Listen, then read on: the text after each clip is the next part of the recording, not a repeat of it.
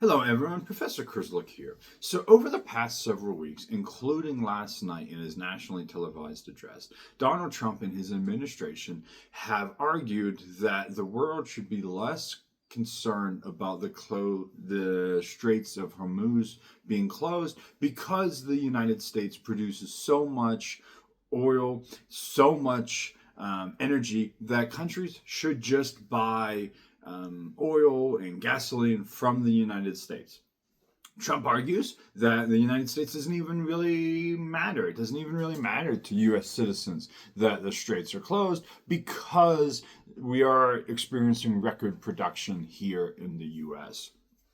So while this is true that the U.S. produces a great quantity of oil and gas, and there's the shale boom and natural gas, what's not being talked about is just the reality that oil is not a domestic commodity alone. It is instead a global commodity. So when Trump talks about our European allies shouldn't be worried about the closure of the Strait of Hormuz because they can just buy more from the United States, and American citizens shouldn't be concerned about the closure of the Strait of Hormuz because we produce so much in the United States. It is pushing back against the economic reality of the oil industry. Um, um, when we think of the price that Americans pay at the pump, it is not simply that, okay, well, if the U.S. drills a little bit more, then the price will automatically come down here in the United States. Because that isn't although the oil and the gasoline is being produced in the United States, it is not purely, quote, American prices of oil. Instead, consumers, instead, the rest of the world will pay prices that are determined by global markets. So, to see why this is the case, we need to consider how oil is priced. So, crude oil, regardless of where it's produced, whether it's in Texas, Saudi Arabia, or even Russia, is bought and sold on and within a global market. Prices are determined by worldwide supply and worldwide demand. Um, not simply by domestic production levels. So, oftentimes, when we hear about this, we are forgetting this reality.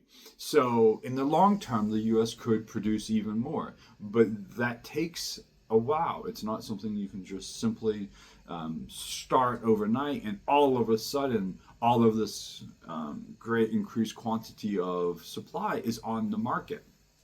So, in the short term, if countries are buying from the United States and other supplies are diminishing, that will push the prices up, even for Americans, even while the United States produces such a great quantity of oil. So, because oil is a global commodity, when supplies are disrupted, when the supply chain is disrupted, such as what we're seeing right now during a geopolitical conflict in the Middle East, prices will rise across the board, including in the United States. So, this is why Americans can experience relatively high gas prices even during periods when the United States is producing oil at historically high levels.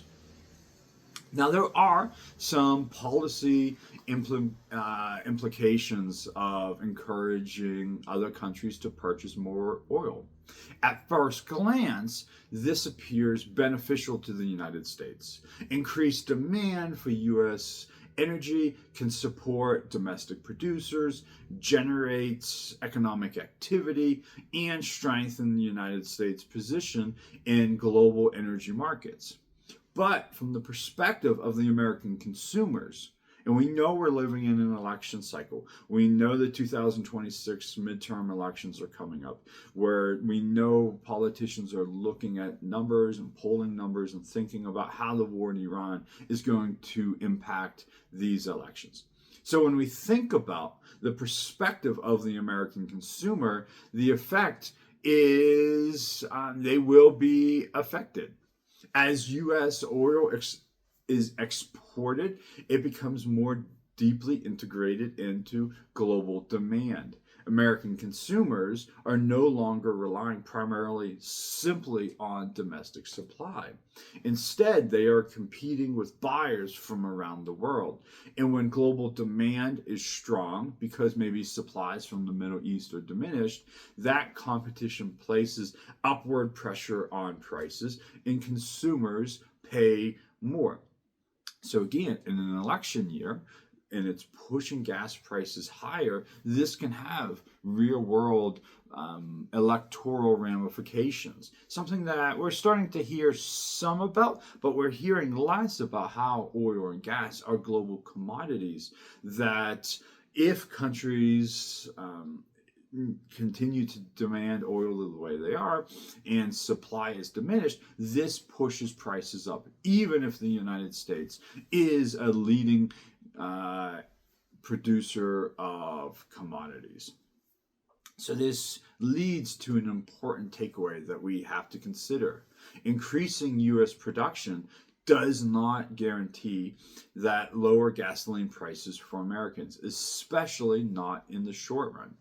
Because the key variable is not simply the quantity of oil produced domestically, but the mechanism which the oil is priced, and that mechanism is global. So another way to think about this is in terms of market incentives. Oil producers will sell their product whoever they can to receive the highest prices. If prices are higher in international markets, exports will increase accordingly. Absent government intervention, such as maybe export restrictions or price controls, this is the expected outcome in a market-based system. And the implication is that domestic prices will continue to reflect global conditions. So as we hear administration officials talking about, well, the rest of the world can just buy more U.S. oil. And in the long run, oil production could be increased, but it still has to deal with being a global commodity. And in the short run, if Americans in an election year are worried about high oil prices, high gas prices. Again, they see gas prices, even if they don't drive much, they see it on the signs, they see it the few times they have to fill their gas tank. And so in an election year, this can really impact the electoral politics of the war. And it makes it harder than simply, well, the United States doesn't have to care about what happens in the rest of the world, because if the rest of the world needs to purchase more U.S. oil, that might be beneficial for Texas, that might be beneficial for some firms. But to the average consumer, again in an election cycle, that has to pay more, what happens in the Middle East, what happens in the Strait of Hormuz does impact Americans, even if we don't think of it this way. So thank you.